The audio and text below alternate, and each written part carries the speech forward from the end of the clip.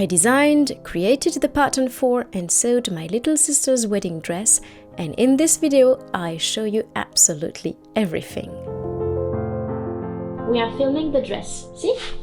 There you are, there. Filming the dress. There you go. Oh! Are you speaking French or English there? French. French. So, Français. Français, okay. You want to explain to everyone what we have here? Des chaussures. Montre-moi la chaussure, je la vois pas la chaussure.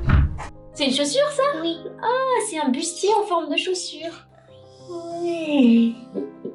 And so begins the story of the wedding dress with a corset shaped like a shoe. It is a journey marked by unpredictability with rare and brief fittings between COVID lockdowns, moments of laughter, and significant doubts. It ends in a joyous celebration as family and friends, finally free from restrictions, gather to celebrate the newlyweds. But we are not there yet. A long year of work awaits us during a very unique time in our lives where calm, patience, and resilience were more necessary than ever. It all starts, of course, with endless discussions and research to choose the design of the dress. A model that reflects the bride's dreams, but also one that is as flattering as possible. The idea here was to create a very fitted corset covered with mesh and paired with the skirt that is as fluid and flowing as possible, transparent yet without revealing too much. Once the sketches were finalized, it was time for pattern making, which included taking measurements and then creating a 10-piece corset pattern, 2 of which, as you know now, were shaped like shoes. This kept me busy through long winter evenings, but I had the cheerful company of my trusty little assistant who never failed to offer his opinion or lend a helping hand. After tracing the pattern, it was time to test it. I made one muslin, then a second, and even a third. Indeed, I was determined not to disappoint the bride. Premier essayage. Pas trop stressé? Non, tout va bien. Non, tout va bien. To be honest, the process is quite lengthy. You have to prepare the muslin, trace the pattern pieces onto it, cut them out, baste them together, press the seams for the fitting, if of course the fittings can even take place, and then make the inevitable adjustments. These modifications are then transferred onto the original pattern, and the process is repeated until the bride dazzles you with an approving smile or until you are exhausted by your own perfectionism. Thank heavens, both events coincided at the third muslin, and the pattern was approved, finalized, signed off, and immortalized in cardboard in the following spring.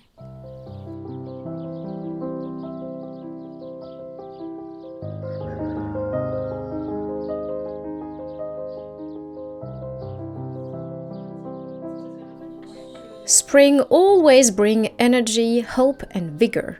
With this newfound motivation, I started to work on the corset. But after working long hours on the first version, I decided to put everything in my scrap box and create a second version with a new, softer fabric, which, thank goodness, was much more cooperative. The second version, thankfully, was the right one, which was a huge relief because as the days and months went by, both the bride-to-be and the seamstress started to feel just a little tense, a gentle understatement to say the least. My young and loyal assistant, moved by compassion for his little mom and kind auntie, decided to make his own version of a dress, something more colorful and less fragile. A garment that was carefully considered, kept for a while, and then, as summer approached, found its way back to the broom closet.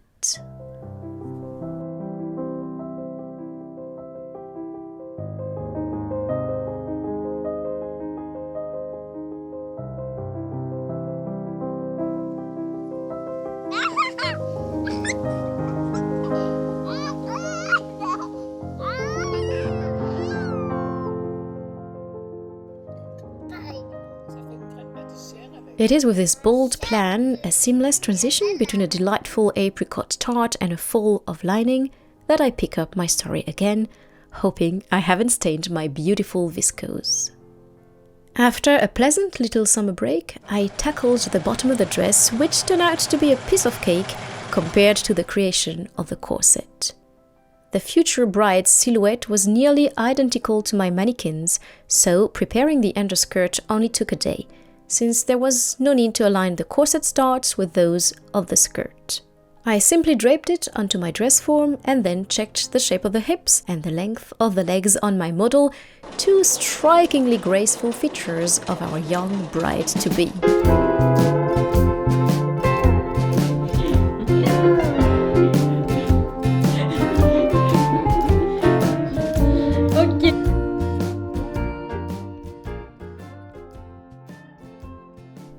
The next part, however, proved to be much more time-consuming. First, we had to find the perfect tool, which we eventually found just next to the Holy Grail, and then it was time to gather the fabric.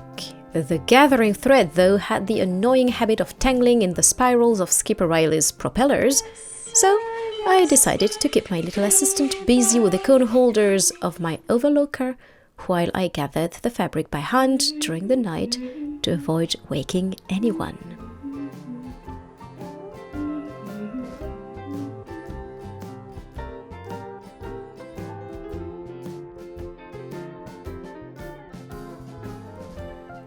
"12 meters of gathered tulle later, the very gratifying step of attaching the petticoat to the underskirt finally arrived. My mission was crystal clear: fellow seamstresses, avoid any bulk at all costs to ensure the bride retains her hourglass figure. Of course, I approached this task with the precision of a surgeon, stitching carefully by hand to guarantee an invisible, perfectly flat seam. There, a decorative bandage on top, a little kiss, and done. I am kidding, of course. This stunning guipure lace, far from concealing anything, adds a chic bohemian flair, highlights the mesh tulle, and gives the dress its timeless elegance. But the end of summer was fast approaching, and with no time to waste, I attempted in vain a little negotiation with my younger sister. Alors, qui c'est qui coupe le bas de cette jupe? Qui c'est qui coupe les 12 mètres? Qui c'est qui coupe les 12 mètres? Sans façon.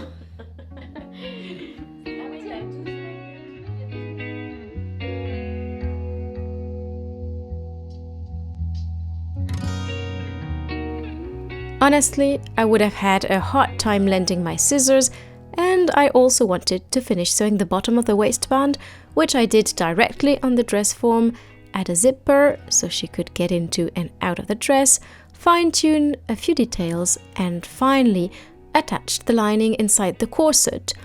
And all of that before the September storms rolled in.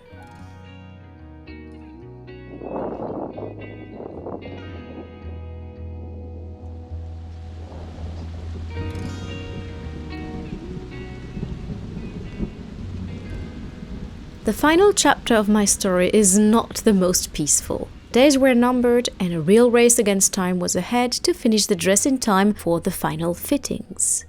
You will surely be surprised by how long it took to make this dress, a whole year, but I know that many of you will recognize the challenge of balancing a small child, a business, and a household during a time of COVID lockdown. Also, to be completely transparent, at least as transparent as my dotted tulle, I must admit that the version of the skirt I showed you wasn't the only one I made. A puffier, flared version was sewn and tested, but rejected despite the work involved. I always offer or resell my creations, though, so they can be used, and luckily I later gifted this underskirt to a friend making her daughter's wedding dress. Therefore, I do not consider it a waste of my time.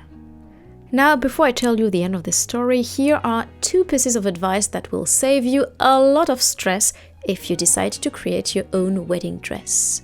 First, make a clear, detailed brief and a realistic schedule with deadlines that are achievable for the person making the dress, but also comfortable for the bride-to-be based on her wedding date. Make them generous because there are always unexpected circumstances that will slow down your work. For me, major unforeseen event, the COVID, which meant lockdowns, stock shortages, delivery delays, physical distance, and so on.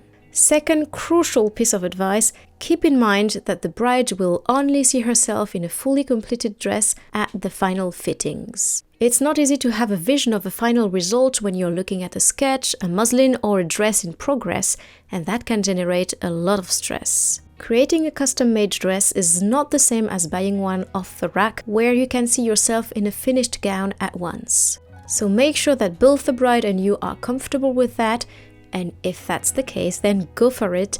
There is nothing more beautiful than creating a dress for someone you love. Oui. On a bien avancé quand même, tu sais. Ça, ouais. Après, la tête en fin de journée, on sait plus trop Voilà, ce qu'on oui, veut. vaut mieux. Mais déjà, on voit que ça fait une très jolie robe. Merci.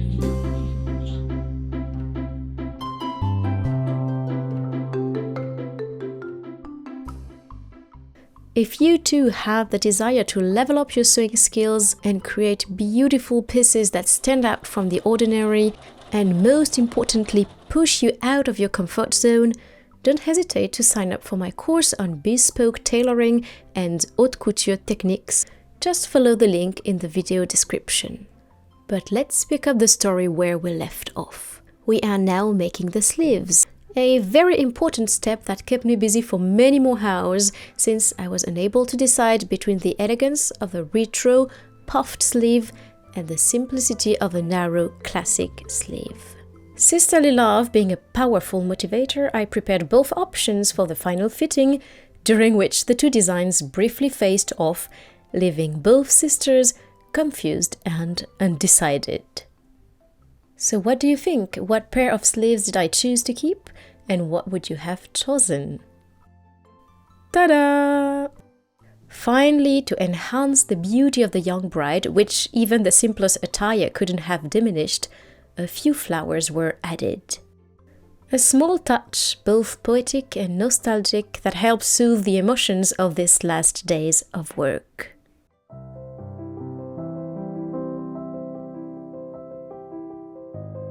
What an adventure and what a journey, and above all, what a lesson in humility. Creating this dress has been both a joy, a challenge, and an unforgettable life experience. I'm really glad I took the time to condense over 25 hours of footage into a short video. I tried to make it easy to watch, and that will serve as a reminder of the wonderful gift I received, my sister's trust, her patience, and her support, even during the most challenging moments. Any doubts we might have had during the final fittings disappeared the moment the bride walked through the church doors. Her smile and presence lit up the room, filling everyone with joy. And because I can already hear my sister rolling her eyes while watching this video, probably commenting that I never do things by halves, so I'll wrap up my story here. Dear friends, this is how the tale of the corset shaped like a shoe comes to an end. Here is what it has taught me. With hard work, dedication, a lot of self-deprecation, and a touch of madness, anything is possible. Bye bye! À bientôt!